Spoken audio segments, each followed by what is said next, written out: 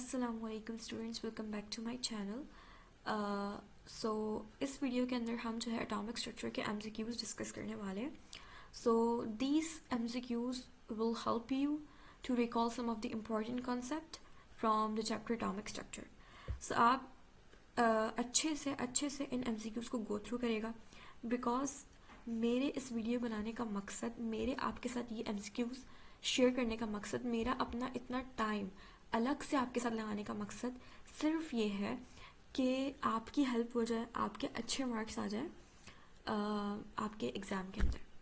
अभी रात के 2:21 हो रहे हैं, ठीक है। मेरी आदत नहीं है मैं रात को इतनी देर तक जागूँ, मतलब मैं नहीं जागती। मैं 12 बजे या बहुत बहुत बहुत ज़्यादा देर होना तो 12:30 या 1 बजे तक सो जाती हूँ। लेकिन थोड़े दिनों से ना मैं लिटरली, क्योंकि मेरा माइक का ना मसला हो रहा है थोड़ा, तो मैं रात को वीडियोस वगैरह शूट करती हूँ जस्ट बिकॉज, हालांकि मतलब मुझे कुछ मिलेगा भी नहीं इससे ना, लेकिन मेरा ना ये मोटो है कि बेसिकली मैं बच्चों के लिए आसानियाँ पैदा करूँ पढ़ाई के अंदर। मैं अपनी ज़ात से जितना आपको फ़ायदा पहुँचा सकती हूँ ना, मैं पहुँचाऊँ, ठीक है। मैं बस चाहती हूँ कि मेरा एक फ़र्ज़ पूरा हो जाए, तो मुझे तसल्ली मिल जाए, क्योंकि मुझे अंदर से तसल्ली नहीं मिलती जब तक मैं सामने वाले को अच्छे से समझा ना दूँ, अच्छे से उसको उस चीज़ की प्रैक्टिस ना करवा दूँ, उसको पूरा कंटेंट जो है ना, जितना मुझे प्रोवाइड करना चाहिए उतना प्रोवाइड ना कर दूँ, मुझे तसल्ली नहीं मिलती। तो इसलिए मैंने सोचा कि मैं रिविजन सीरीज़ स्टार्ट करवा दूँ, ताकि आप लोग इसको जब भी फ्री हो तो आप इसको ज़रूर देखें और इससे फ़ायदा उठाएं। सही है। अच्छा, स्टार्टिंग में ना एक आयत लिखी हुई है बड़ी प्यारी सी, जो मैंने कुरान पाक से उठाई है। बोला सौफ युतीक रब्बुका फतरदा। बहुत बार सुनी होगी, बहुत बार सुनी होगी, इसका तर्जुमा भी बहुत बार सुना होगा। और बेशक करीब है कि तुम्हारा रब तुम्हें इतना देगा कि तुम राज़ी हो जाओगे। अच्छा, टाइम थोड़ा कम है, थोड़ा जल्दी जल्दी वाइंड अप करूँगी। पहले अपनी जो भी मुझे बातें हैं, मोटिवेशन आपको देनी है, उसके बाद हम अपने एमसीक्यूज़ की तरफ चलेंगे। अच्छा, देखिए, हमेशा ना अपनी पढ़ाई के साथ ना सिंसियरिटी ज़रूर रखिएगा, ठीक है। ये बात मेरी नोट कर लें। कुछ लोगों को फ़ौरन समझ आ जाती है, कुछ लोगों को बहुत देर बाद समझ आ जाती है, बहुत लेट हो जाते हैं, ठीक है। पढ़ाई के साथ सिंसियरिटी बहुत ज़रूरी है। अगर आपको किसी मकाम पे पहुंचना है ना, if you have to achieve something in your life, so you have to sacrifice a lot for that. बहुत सेक्रीफाइस करना पड़ता है, बहुत सारी चीज़ें सेक्रीफाइस करनी पड़ती है। और आजकल डिस्ट्रैक्शंस बहुत ज़्यादा बढ़ गई, मतलब स्टूडेंट्स की लाइफ में बहुत सारा डिस्ट्रैक्शन है। सबसे बड़ी डिस्ट्रैक्शन सोशल मीडिया है हमारे पास, ठीक है। अच्छा, इस आयत को यहाँ पे लिखने का मकसद ये है कि कभी कभार ना हम लोग डीमोटिवेट हो जाते हैं, या कभी कभार में लाइफ में ऐसे सर्कमटेंसेस आते हैं कि हमें अपना अल्टीमेट रिजल्ट नहीं मिलता। मतलब जो हम कर रहे हैं, जिसके लिए मेहनत कर रहे हैं, फर्स्ट ऑफ ऑल कुछ लोग मेहनत ही सही तरह करते नहीं हैं और उनको लगता है हम मेहनत सही तरह कर रहे हैं। उसके बाद जब उनको रिजल्ट हासिल नहीं होता तो वो बोलते हैं भाई हमने तो मेहनत की थी और हमें मिला नहीं, जबकि वो गलत मेहनत कर रहे होते, वो सिंसियर नहीं होते अपने साथ। यही कि चीटिंग वगैरह में इन्वॉल्व होना, ठीक है, और सही से पढ़ाई को, मतलब शॉर्टकट्स ढूंढना पढ़ाई के अंदर, तो लोग कभी, मतलब वो लोग नहीं इतना कामयाब होते, मैं बता रही हूँ। क्योंकि आजकल कंपटीशन बढ़ गया है, सही है। कुछ लोग होते हैं जिनको पहले ये बात समझ आ जाती है ना, तो वो हमेशा से शुरू से सिंसियर रहते हैं अपनी पढ़ाई के साथ, शुरू से। तो जब ऐसे लोग होंगे ना आपके साथ जो शुरू से सिंसियर हो, तो वहाँ पर उनसे कम्पीट करना बड़ा मुश्किल होता है, क्योंकि वो शुरू से सिंसियर होते हैं और अल्लाह ताला उन्हीं का साथ देता है ना जो बेसिकली सिंसियर हो। खैर, अभी फ़िलहाल क्या करना है आपको, अपने साथ सबसे पहले सिंसियर होना है, ठीक है। और लाइफ में आपको बहुत सारे ऐसे मोमेंट होंगे जहाँ आप डीमोटिवेट होंगे। आपको डीमोटिवेटेड नहीं रहना। अभी तो आप 9 क्लास में, आपको सेकेंड ईयर जाना है, फिर एंट्री टेस्ट तक जाना है, तो ये पढ़ाई की ना, मतलब जद्दोजहद चलती रहेगी। लेकिन याद रखिएगा, आपको आपका रब वो देगा ना एक दिन, एक ऐसा दिन आएगा ना जिस दिन आप सोचेंगे कि यार मैंने 9 पढ़ी, मैंने मैट्रिक में इतनी मेहनत करी, मैंने फर्स्ट ईयर में इतनी मेहनत की, मैंने सेकेंड ईयर में इतनी मेहनत की। आपको एक दिन ऐसा नसीब होगा, अगर आप सिंसियरिटी के साथ पढ़ेंगे ना, आप बोलेंगे यार, आप इतने खुश होंगे, उस दिन, ठीक है। आप अल्लाह का शुक्र अदा करेंगे उस दिन कि बेसिकली आपने सही वक्त पर अपने टाइम को सही तरह इन्वेस्ट किया, मतलब सही वक्त पर पढ़ लिया आपने। वो दिन ना आपको आज से 4 साल बाद दिखेगा, जब आप अपना एंट्री टेस्ट दे देंगे ना, आपका किसी अच्छी यूनिवर्सिटी में एडमिशन हो रहा होगा, देन वो उसी दिन आपको पता चलेगा जब आप का किसी यूनिवर्सिटी में एडमिशन हो रहा होगा और आपको आपको आपकी ड्रीम यूनिवर्सिटी, आपको आपकी डिज़ायर्ड यूनिवर्सिटी में एडमिशन मिल जाएगा ना, जब आपके पेरेंट्स आपको बहुत ज़्यादा प्राउड फील कर रहे होंगे, जब आपको हर जगह से जो है बेसिकली अप्रिसिएशन मिल रही होगी ना, फिर आपको रियलाइज़ होगा कि हाँ यार, मैंने सही टाइम पे ना, सही वक्त मैंने पढ़ा था, तो आज मैं यहाँ पे हूँ। तो ना सबसे पहले ना शॉर्टकट अपनी लाइफ में ना ढूंढना छोड़ दें और सिंसियर हूँ अपनी पढ़ाई के साथ कि मैं अपनी फुल दूंगी या मैं अपनी फुल दूंगा। आज से मैं हर चीज़ को मतलब जितना मैं कर सकती हूँ मैं उतना करूँगी, और अल्लाह ताला पे भरोसा रखना।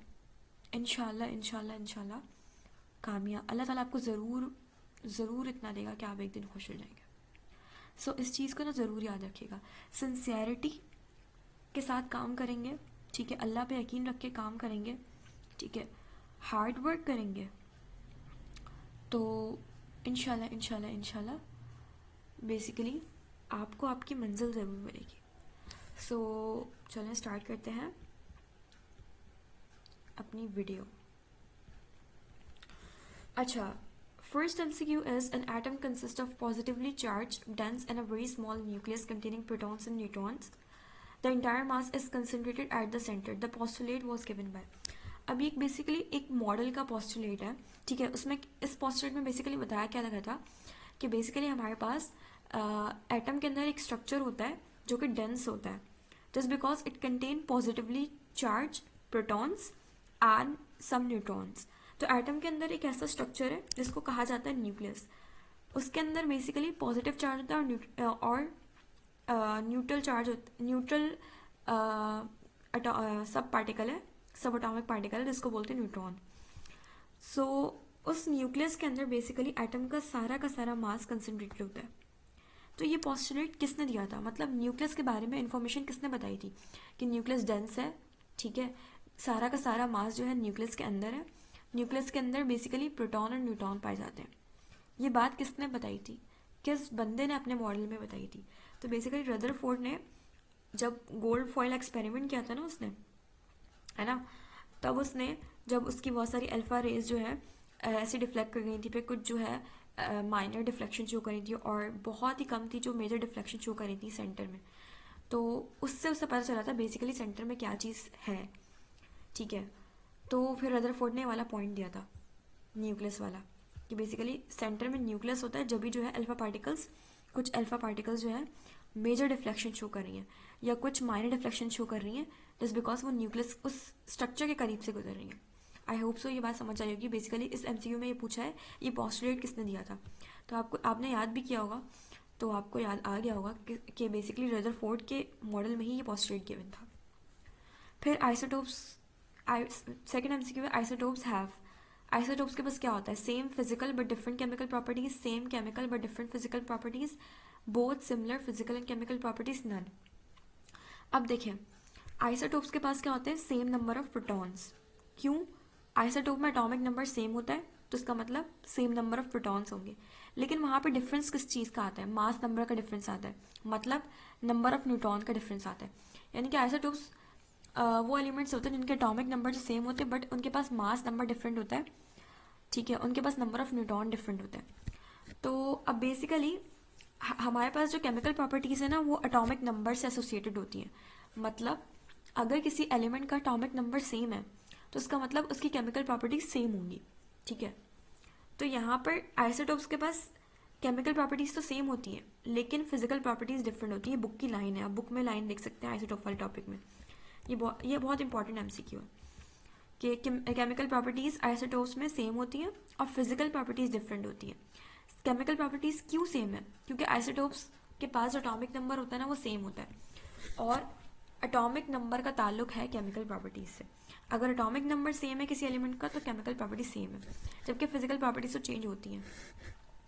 कार्बन 13 पजेस, अब कार्बन 13 का मतलब ये 13 जो है ना बेसिकली ये जो 13 यहाँ पे लिखा हुआ है ना ये बेसिकली हमारे पास मास नंबर दिया हुआ है।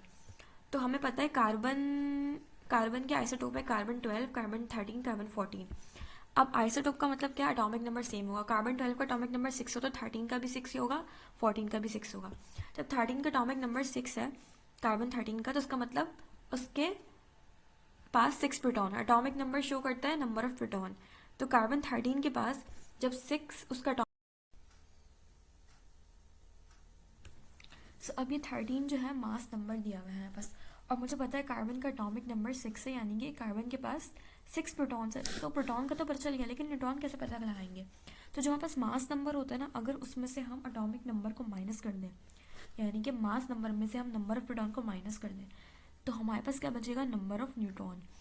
तो अगर मैं 13 में से 6 माइनस करूंगी तो मेरे पास 7 बचेगा। तो कार्बन 13 के पास क्या होता है? बेसिकली 6 प्रोटॉन होते हैं और 7 न्यूट्रॉन होते हैं। ठीक है। अच्छा, a minus Z are the number of a minus A जो है हमारे पास क्या होता है? a जो है हमारे पास सिंबल है मास नंबर का, यानी कि मास नंबर को हम शो करते हैं a से, माइनस जेड। जेड किसका सिंबल है? एटॉमिक नंबर का, आपने पहले चैप्टर में पढ़ा होगा। तो अगर मास नंबर में से एटॉमिक नंबर माइनस कर दूँ, मैंने ऊपर बताया था मास नंबर में से जब मैं एटॉमिक नंबर को माइनस करती हूँ तो मुझे क्या मिलता है? Number of neutron. तो a minus Z are the number of neutron, यानी कि जब मैं मास नंबर में से एटॉमिक नंबर माइनस करूँगी तो हमेशा मुझे नंबर ऑफ न्यूट्रॉन मिल जाएंगे। तो इसमें तो कोई बात ही नहीं थी, बहुत आसान था। Who propose the concept of indivisible particle call atoms? Starting में ही बुक के लिखा हुआ है कि डेमोक्राइटस जो साइंटिस्ट था वो कहता था भाई एटम इनडिविजिबल है, एटम को और छोटे पार्टिकल में, मतलब एटम जो है ना, एटम खुद स्मॉलेस्ट है इटसेल्फ, एटम से छोटा कुछ हो ही नहीं सकता, इनडिविजिबल, यानी कि एटम को हम और छोटे सब एटॉमिक पार्टिकल्स में नहीं तोड़ सकते, जबकि ऐसा नहीं है। बाद में पता चला था साइंटिस्ट को कि भाई एटम के अंदर भी छोटे सब एटॉमिक पार्टिकल्स होते हैं, जिनका नाम क्या है? इलेक्ट्रॉन, प्रोटॉन और न्यूट्रॉन। तो ये साइंटिस्ट जो है ना, ये समझता था डेमोक्राइटस कि एटम इनडिविजिबल है, उससे छोटा कुछ हो ही नहीं सकता, एटम को हम और छोटी चीज़ में डिवाइड ही नहीं कर सकते, जबकि वो बात गलत थी। अच्छा, which scientist gave the first scientific atomic theory? तो बेसिकली डाल्टन जो था ना, डाल्टन ने सबसे पहले एटॉमिक थ्योरी दी थी, फर्स्ट एटॉमिक थ्योरी। फिर उसके बाद आई थिंक रदरफोर्ड था, और इसके बाद बोहर था। Who discovered the electron? Electron को किसने डिस्कवर किया था? सबसे इंपॉर्टेंट एमसीक्यूज बहुत पूछे जाते हैं। जे थॉमसन ने डिस्कवर किया था। अच्छा, इलेक्ट्रॉन का तो पता चल गया, इलेक्ट्रॉन को जे थॉमसन ने किया था। प्रोटॉन को किसने किया था? याद रखिएगा, मैं रिकॉल करवा रही हूँ साथ साथ ताकि आपको रिकॉल हो जाए। इलेक्ट्रॉन तो जे थॉमसन ने डिस्कवर किया था, लेकिन प्रोटॉन को गोल्डस्टीन ने, ठीक है, गोल्डस्टीन ने प्रोटॉन को डिस्कवर किया था। और न्यूट्रॉन को किसने डिस्कवर किया था? James Chadwick. ये तीनों बातें याद रखनी है, अपनी कॉपी में लिख लें। इलेक्ट्रॉन को किसने डिस्कवर किया था, प्रोटॉन को किसने डिस्कवर किया था, और न्यूट्रॉन को किसने डिस्कवर किया था? बता चुकी हूँ, पीछे वीडियो बैक करके देख लें अगर नहीं सुना तो। What was the main finding of Rutherford's gold foil experiment? Rutherford ने जब गोल्ड एक्सपेरिमेंट किया था तो उससे उससे क्या पता चला था? Atoms are solid sphere? नहीं, ऐसा तो कुछ भी पता नहीं चला था उससे। अच्छा, most of the atom is empty space? हाँ, ये बात पता चली थी। क्यों? क्योंकि बहुत सारी अल्फा पार्टिकल्स जो थे वो स्ट्रेट पास कर गए थे। इसका मतलब उसे ये पता चला था कि बहुत सारा जो स्पेस है एटम के अंदर वो खाली है।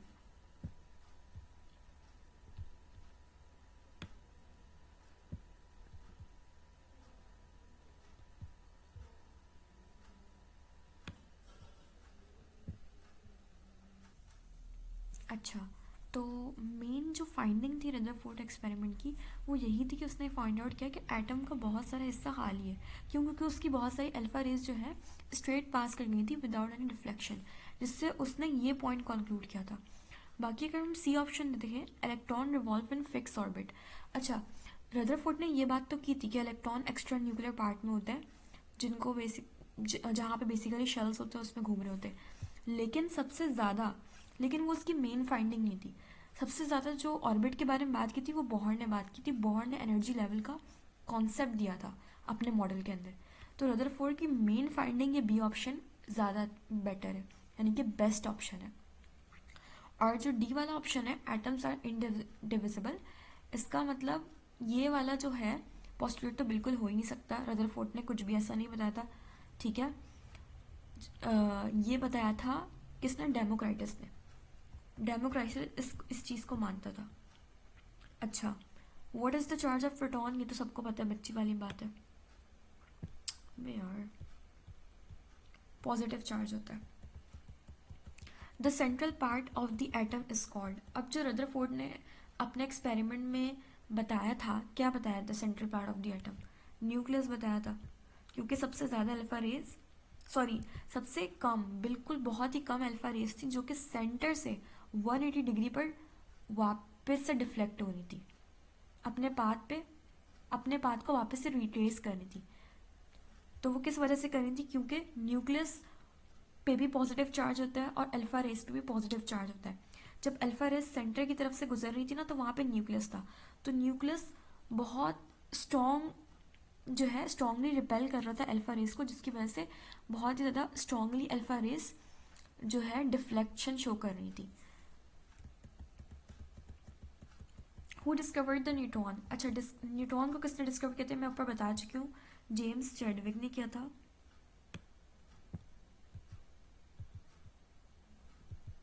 सही है। What is the relative charge of an electron, electron पे -1 चार्ज होता है।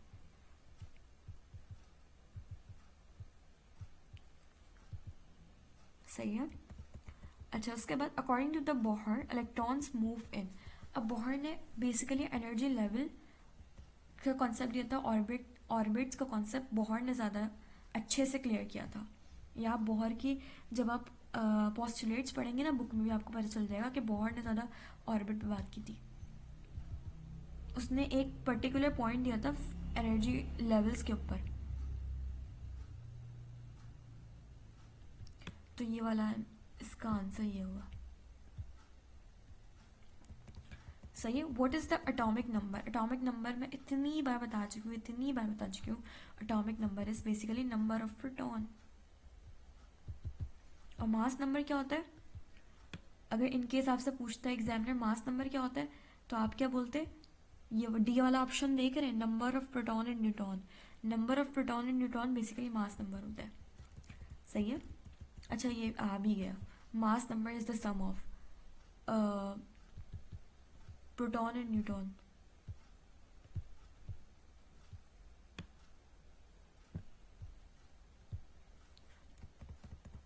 अच्छा, which subatomic particle does not carry a charge, किस पे नहीं होता सब एटॉमिक पार्टिकल चार्ज नहीं होता, न्यूट्रॉन पे नहीं होता। हमें पता है प्रोटॉन पे +1 होता है, इलेक्ट्रॉन पे -1, न्यूट्रॉन पे 0 न्यूट्रल होता है। Isotopes are the atoms of the same element with different number of, अच्छा आइसोटोप्स के पास क्या डिफरेंट होता है, नंबर ऑफ प्रोटॉन तो सेम होते हैं लेकिन नंबर ऑफ न्यूट्रॉन डिफरेंट होता है आइसोटोप्स के पास। उसका आंसर ये हो जाएगा। सही है। उसके बाद which element has no neutron in its most common form, अच्छा ऐसा इन चारों ऑप्शन में कौन सा ऐसा एलिमेंट है जिसकी मोस्ट कॉमन फॉर्म के अंदर उसके पास न्यूट्रॉन होता ही नहीं है। तो आपने पढ़ा होगा कि हाइड्रोजन के पास 3 आइसोटोप होते हैं, प्रोटियम, ड्यूट्रियम, ट्रीटियम, या ट्राइटियम बोलते हैं, वैसे इसको ट्राइटियम बोलते हैं। अच्छा, अब प्रोटियम में क्या होता है, बेसिकली प्रोटियम में सिर्फ और सिर्फ प्रोटॉन होता है, जबकि ड्यूट्रियम में एक प्रोटॉन होता है, एक न्यूट्रॉन होता है। सही है। और ट्राइटियम में क्या होता है, एक प्रोटॉन होता है, 2 न्यूट्रॉन होते हैं। लेकिन जो हाइड्रोजन की वाली फॉर्म होती है ना, प्रोटियम वाली, अच्छा जी, जो हाइड्रोजन की प्रोटियम वाली फॉर्म होती है वो मोस्ट कॉमन फॉर्म है और उसके अंदर न्यूट्रॉन्स नहीं होते। उसका एटॉमिक नंबर भी 1 होता है, क्यों, क्योंकि एक प्रोटॉन है, और मास नंबर भी 1 होता है क्योंकि मास नंबर क्या होता है, सम ऑफ प्रोटॉन एंड न्यूट्रॉन। ठीक है, तो प्रोटॉन तो एक ही है, न्यूट्रॉन 0 है, तो 1 + 0 1 ही होता है। सही है। In which part of the atom are proton and neutron located, अब पता है प्रोटॉन और न्यूट्रॉन न्यूक्लियस में होते हैं, ये तो बहुत बच्चों वाली बात है। इस तरह के भी हमसे कुछ पूछ सकते हैं क्योंकि आप लोग बहुत बेसिक लेवल पढ़ रहे हैं ना। The first energy level can hold maximum of, अच्छा तो ये बात पढ़ी होगी कि हमारे पास बेसिकली किस तरह से हम लोग पता करते हैं कि किस शेल के अंदर कितने इलेक्ट्रॉन आएंगे। तो आपने पढ़ा होगा classical way of electronic configuration, जिसके अंदर आपने फॉर्मूला पढ़ा होगा 2n², जहाँ पर n जो होता है बेसिकली वो शेल नंबर शो करता है। अच्छा, अगर मैं एक मिनट मैं देखूं,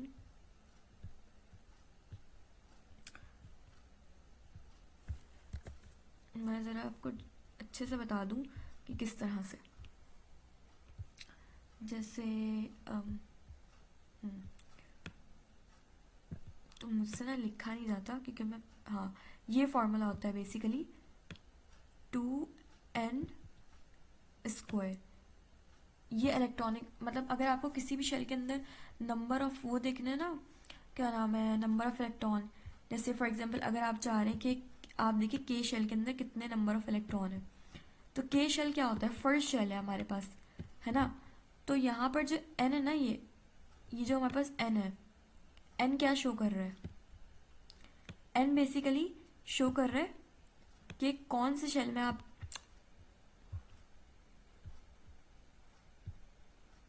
एल बेसिकली शो कर रहे हैं कि कौन से शेल के अंदर आप जानना चाह रहे हैं कि कितने इलेक्ट्रॉन होंगे।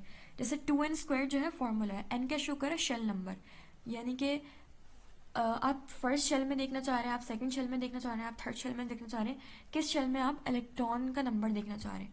अब के कौन सा शेल है, के है हमारे पास फर्स्ट शेल। तो अकॉर्डिंग टू 2n² फॉर्मूला मैंने क्या बोला था कि एन की जगह क्या रखना है, शेल नंबर, के क्या है, फर्स्ट शेल है, तो मैंने यहाँ पे फर्स्ट लिखा ब्रैकेट, और मैं यहाँ पे क्या करूँगी, स्क्वायर लगा दूंगी। स्क्वायर कैसे लगाऊं,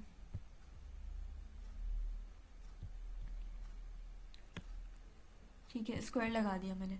तो अब बेसिकली होगा क्या, बहुत ही गंदी हरकत कर रही हूँ मैं, लेकिन बस समझ आना चाहिए।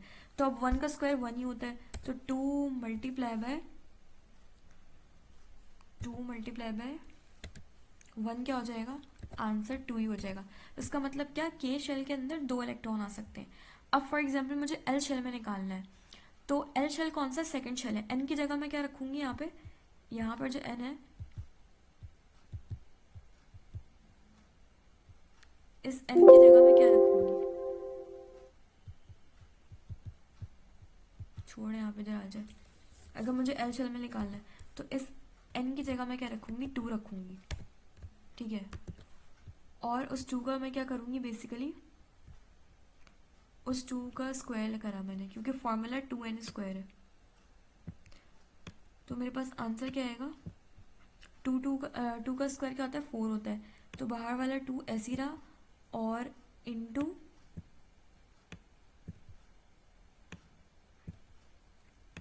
4। नई नई चीज़ें कोशिश कर रही हूँ मैं, पहली बार मैं जो है ना बेसिकली ये चला रही हूँ पेंटिंग।